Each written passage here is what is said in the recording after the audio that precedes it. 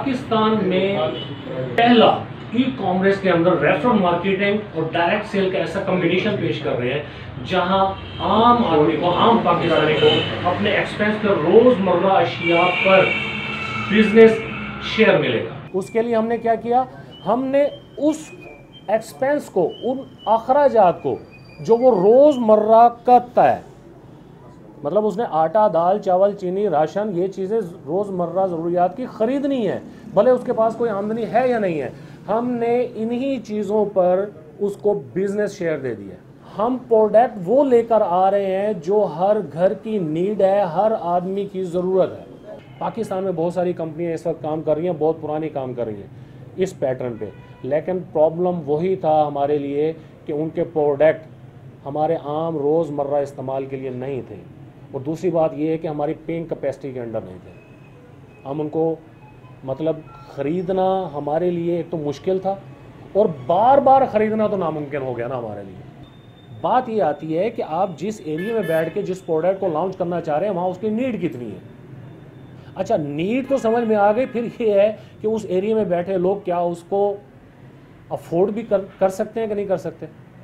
अगर अफोर्ड नहीं कर सकते, भले उनके फ़ायदे की चीज़ है तो वो नहीं खरीदेंगे। जब नहीं खरीदेंगे, बेनिफिट नहीं मिलेंगे। जब बेनिफिट नहीं मिलेंगे तो किसी को क्या बताएंगे कि यार इसका फ़ायदा ये था।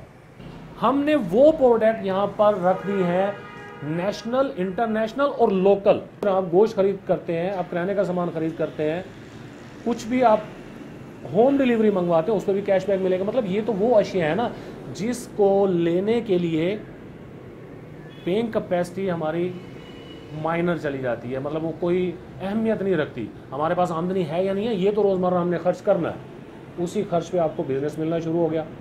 ना सिर्फ आपको बिज़नेस मिलना शुरू हो गया, बल्कि आपने जहाँ जहाँ तक ये पैगाम पहुँचाया, उनको दो फ़ायदे आप लोगों की वजह से हुए। पहली बात ये कि आपने लोगों के लिए फ़ायदा सोचा।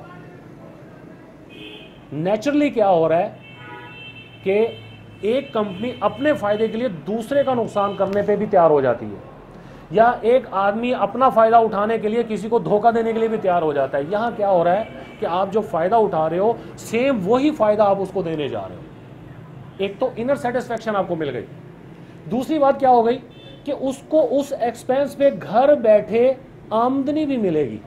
एक आम आदमी की बात करता हूँ, 2 दिन पहले हमारी एक मुलाकात हुई, बिल्कुल सीधा साधा रिक्शा चलाता है वो बच्चा, हमारी एक मेंबर है, वो उनको रिक्शे पे छोड़ने आता है, ले जाता है।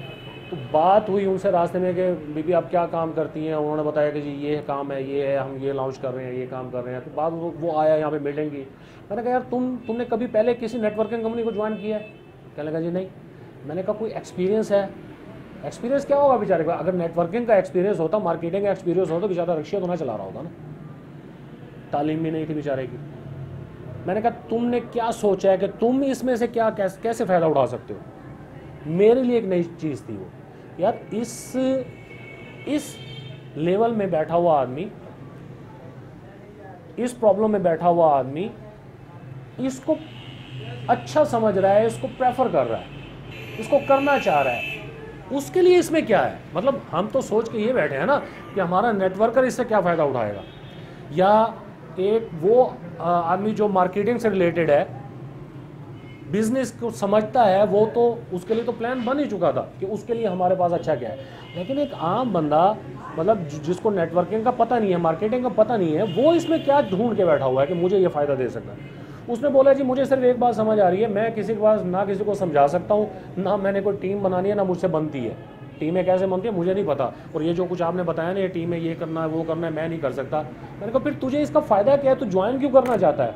कहने लगा जी मुझे एक बात समझ में आ रही है कि मैं अपने 10 हमसायों का, जो उन्होंने रोज़ का राशन लेना होता है, अगर मैं उनकी बुकिंग ले लूँ कि भाई आपको घर बैठे मैं ला के दूँगा, तो मैं ऑर्डर करता हूँ, होम डिलीवरी मंगाता हूँ, उसका जो कैशबैक 100-200 बचा, मेरी दिहाड़ी बन गई, और साफ़ सुथरा सामान उठा के मैंने उनके घर पहुँचा दिया।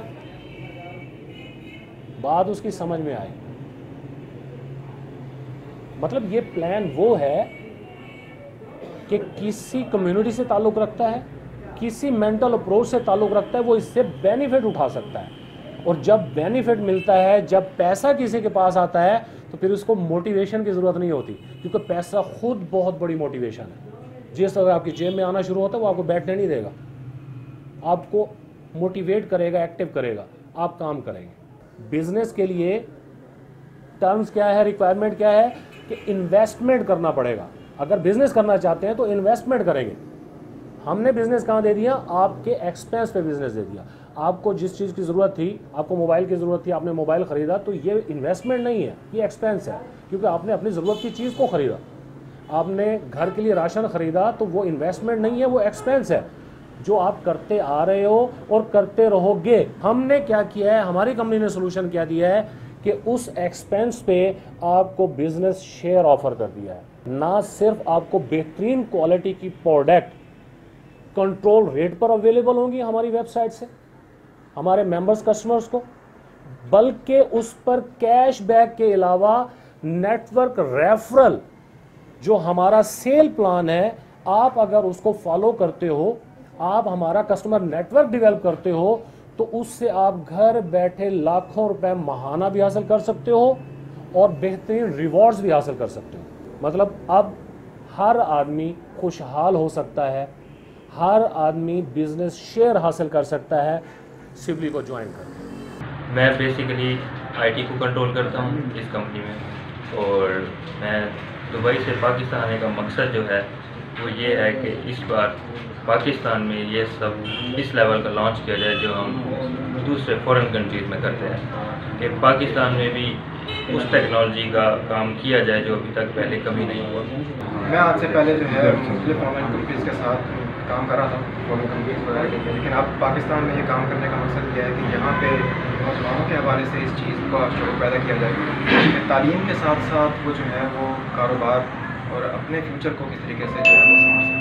आज जो एक प्रोजेक्ट लॉन्च किया है ये पाकिस्तान के गरीब तर तबके के लिए अहम तरीन है और मैं इसको खिराज तहसीन पेश करता हूँ इनके इस इक़दाम को। बिस्मिल्लाहिर्रहमानिर्रहीम।